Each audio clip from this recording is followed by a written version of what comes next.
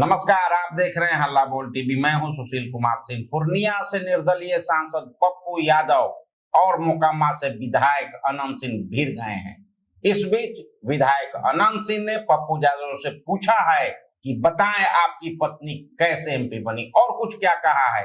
आइए जानते हैं हल्ला बोल टीवी के editor in chief Deepak Sharma से। देखिए, पप्पू यादव ने जो बयान दिया है उस पर तीखी प्रतिक्रिया आ रही है। पप्पू यादव ने कहा था कि 90% महिलाओं का राजनीतिक जो करियर है वो नेताओं के कमरे से शुरू होता है। इसके बाद बवाल मचा है। बिहार की कई महिला विधायकों ने 20 से भी ज्यादा महिला विधायकों ने तीखे सवाल पूछे हैं सांसद पप्पू यादव से।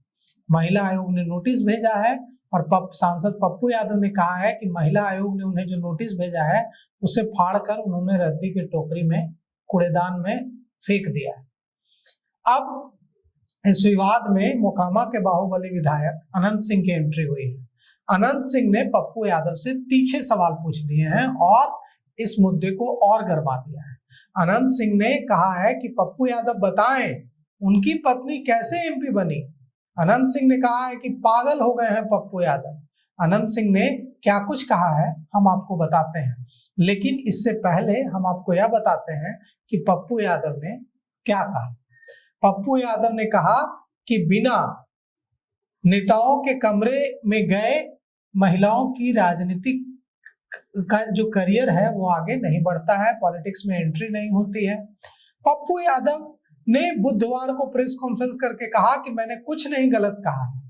मैंने जिन शब्दों का इस्तेमाल किया, दुनिया में जो हो रहा है उस पर मैंने ये बातें कही। उन्होंने यह भी कहा कि मैं हमेशा माँ बहनों के साथ खड़ा हूं और मैं इस बात पर भी कायम हूं कि नारी को देवी बनाया गया लेकिन उसे कभी इज्जत नहीं मिली। महिलाओं के साथ हमेशा शोषण हो रहा है। पप्पू यादव ने यह बात कही है।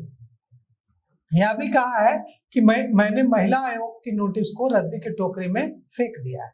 अब इधर मोकामा के बाहुबली विधायक अनंत सिंह ने तीखा सवाल पूछा है। अनंत सिंह ने कहा है कि जब सांसद ने कहा कि 90% महिलाएं राजनीति में आने के लिए बेड का सहारा लेती हैं, तो पहले पप्पू यादव अपनी पत्नी से तो पूछें कि वो कैसे गई थी।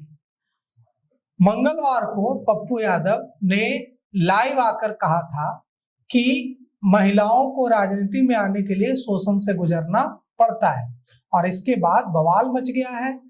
इसके बाद बिहार का जो महिला आयोग है, महिला आयोग ने उन्हें नोटिस भेजा है और नोटिस भेजकर पूछा है कि क्यों न लोकसभा अध्यक्ष से आपकी जो लोकसभा सदस्यता है उसको रद्द करने की अनुशंसा कर दी जाए। अब पप्पू यादव कह रहे हैं कि उन्होंने इस नोटिस को फाड़कर फेंक दिया है रद्दी की टोकरी में। मतलब 3 दिनों के अंदर उनको जवाब देने के लिए कहा गया था। अगर उन्होंने नोटिस ही फाड़कर फेंक दिया मतलब वे जवाब नहीं देंगे।